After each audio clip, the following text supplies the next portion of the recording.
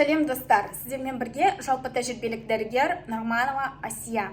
Бүгін біздің видео форматымыз басқаша болып өтпек. Яғни бүгін біз сіздермен асқазан ішек жолдарын, бауыр, өт толған кезде сұйылтатын, холестеринді азайтатын, сонымен қатар қан тамырлар бойын тазалайтын, мочегонный әсер ететін, яғни давлениені төмен түсіретін, сонымен қатар аппетитті азайтып, сіздің дене бітіміңізді қалыпқа келтіретін сұлы туралы айтпақпыз. Яғни сұлыны біз қазір дайындаймыз.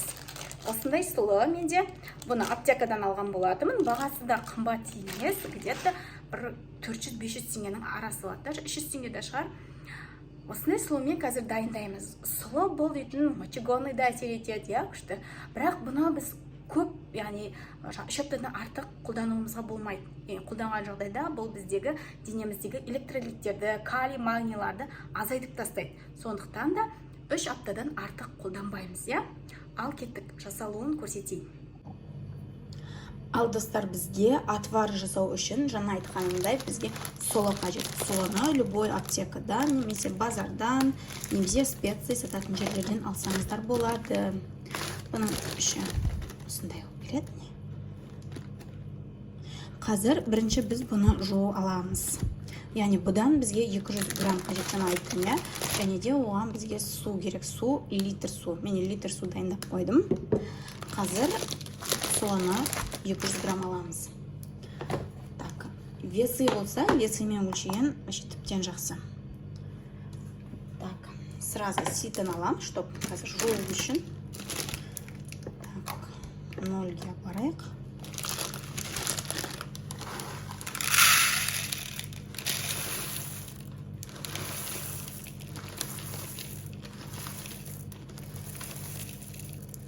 Осы бауыр жолдарына өте пайдасы зор бұны. Міне, осыны алды. Қазір осыны жуып аламыз. Мынандай лас заттарынан тазартамыз, көрдіңіз бе? Дұрыс піспеген. Осылардан тазартып аламыз. Қарап, күрішті де тазартамыз ғой. Гречка, күріш, горох деген өстіп қарап аламыз ғой. Дәл солай қарап аламыз. Қазір сосын жуамыз. Обычный ағынды сумен жуамыз.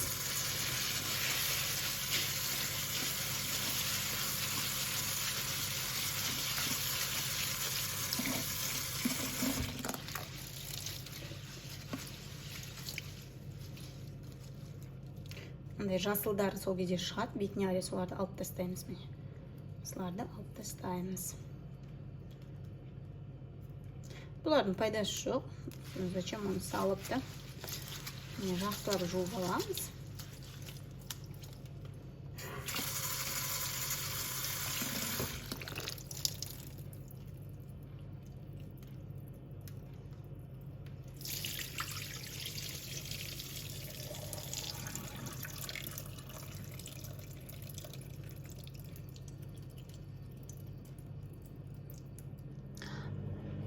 Так, қыз-келіншектер, міне қараймыз, я, біздің дейтін сұлымыз дайын болды, жуып, тазалап алдық, я, мынандай жаңа жасылдар кездессе алып тастаған жақсы.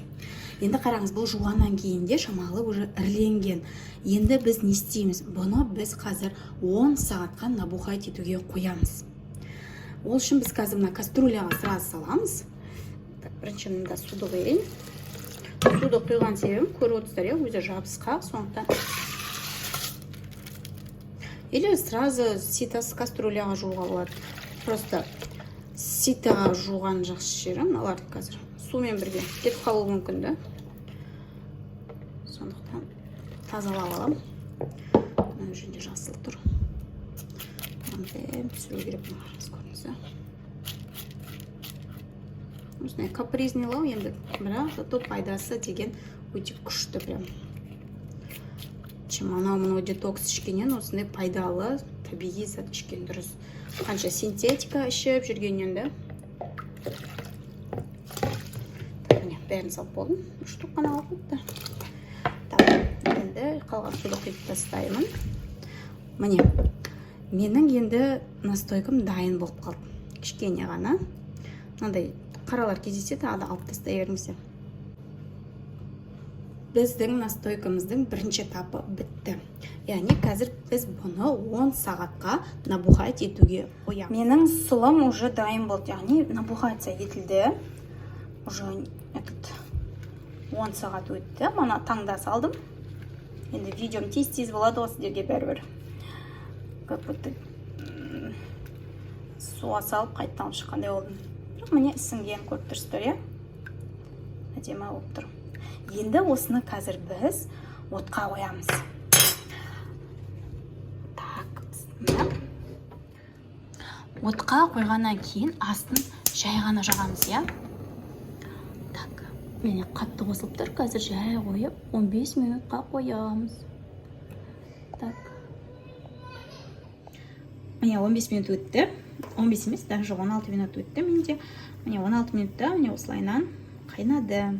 Енді осының басын жауып, тағы да жарты сағатқа қайнатамыз. Осылай бұрқылдап қайнап тұру керек. Жарты сағатқа қоямыз, содан кейін жарты сағаттан кейін сөндіреміз. Так, бізде дейтін уже жарты сағат өтті. Асын сөндіреміз. Міне, біздің уже отварымыз дайын болды. Қазір осыны құйып аламыз. Так, мен бірінші өзіме ыңғайлы осындай ыдыс алып алдым.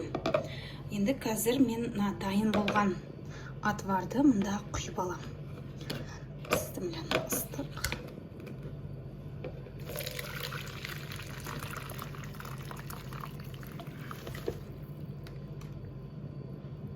Так, міне құйып алдым. Менде негізі көп қайнап кеткен сияқты бір жағынан. Потому что уақытта қараған жоқпын да. Енді міне менің сұйықтығым дайын болды. Қазір стаканға құйып алып ішемін. Енді сіздер мына қалған кебегін не істейсіздер? Бұл кебекке 1 стакан немесе 2 стакан су құйып, блендерден өткізіп, одан кейін марладан немесе ситыдан өткізіп барып, сұйықтығын ішуге болады, яғни молочко болады. Солай да ішіп, жаңағы детокстық әсер еткізуге болады. Бұны лақтырып тастаудың қажеті жоқ. Осылайнан біздің міне табиғи, народный медицина бойынша отварымыз дайын. Так, отварды құйып. Және де бұл отварды 100 мл ішу керек, менде что-то көп болып кетті. Отварды біз холодильникке сақтаймыз, суығасын холодильникке сақтап қоямыз. Дәмі если кислый бола бастаса, онда міндетті түрде төгіп тастаймыз. Келесі отвар дайындаймыз. Өйткені бұл жаңағы кислый болып кетсе, уже пайдасы жоқ, зиян болады. Сондықтан тек қана свежий күйінде қайта-қайта қайнатып ішіңізде. Ал біз өзімізге дайындаған отварымызды ішеміз. Бізге ем болсын. Сіздер де дәл осылай жасап, өздеріңіздің денсаулықтарыңызды қазірден бастап күтіңіздер. Асқазан ішек жолдарыңызды, бауыр өт, қандарыңызды тазалағыңыз келсе, дәл осындай менімен бірге отварды дайындап, өзіңіздің жақын деген жаныңыз ашитын жандарға жіберіңіз.